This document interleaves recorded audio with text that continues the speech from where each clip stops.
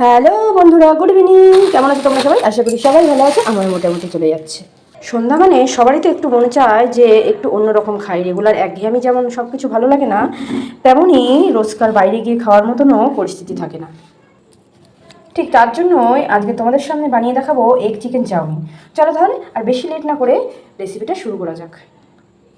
এদিকে দেখো, আমি 2 প্যাকেট বড় সাইজের চাউমিন নিয়ে নিয়েছি। এবার এটাকে চলো ভালো করে একটু বয়েল করে নিই। তবে দেখো, বেশি বয়েল করো না। ভালো করে বলেছি বলে একটু বেশি বয়েল করলে সেটা কিন্তু হবে না। একটু সেদ্ধ হবে, একটু কিন্তু শক্ত থাকবে, এমনভাবে বয়েল করবে। আশা করি সকলেই তো জানো। তো চলো বয়েলটা করে নিয়ে গ্যাসে একটা ননস্টিকের কড়াই বসিয়ে তাতে জল দিয়ে দিয়েছি পরিমাণ মতন। জলটা গরম হতে হতে চলো আমরা চিকেনটা ধুয়ে নিই। কিন্তু দেখো, আমাদের চিকেনটা ধোয়া হয়ে গিয়েছে। এদিকে কিন্তু জলটা খুব ভালোভাবে গরম হয়ে গিয়েছে। এবার চাউমিনটাকে আমি জলের মধ্যে ছেড়ে দেবো।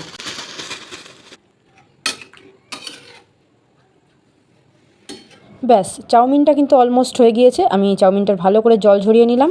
এদিকে দেখো রয়েছে পেঁয়াজ কুচি, এদিকে কাঁচা লঙ্কা কুচি এবং টমেটো কুচি। এদিকে আমি অল্প পরিমাণ বাঁধাকপি নিয়ে নিয়েছি।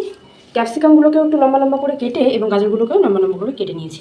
এবার একে একে করে সব উপকরণগুলো আমি এখানে ভেজে নেব। ফার্স্টে এই কড়াইটা গরম করে সাদা তেল দিয়ে একটু বাদাম, একটু লবণের ছিটা দিয়ে ভেজে নিয়েছি। বাদামগুলো ভেজে নেওয়ার পরে আমি এখানে চিকেনে গোলমরিচের গুঁড়ো এবং লবণ দিয়ে হালকা ভেজে নিয়েছি। ডিমটাকেও লবণ দিয়ে ভেজেছি। এবার ওই তেলের মধ্যে আর একটু তেল অ্যাড করে পেঁয়াজটা দিয়ে দিলাম। পেঁয়াজটা একটু হালকা ভাজা ভাজা হবে, আবার হালকা কাঁচা কাঁচা থাকবে।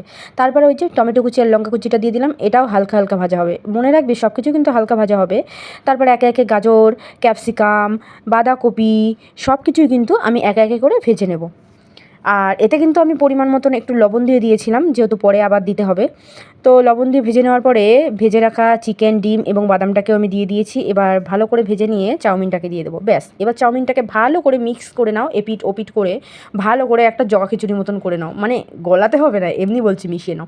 তারপরে একটু সয়া সস দিয়ে ভালো করে নাড়িয়ে চাড়িয়ে ব্যাস নিলেই কিন্তু একদম রেডি। তবে হ্যাঁ, সয়া সসের পরিমাণটা আমি অল্প পরিমাণে দিয়েছিলাম।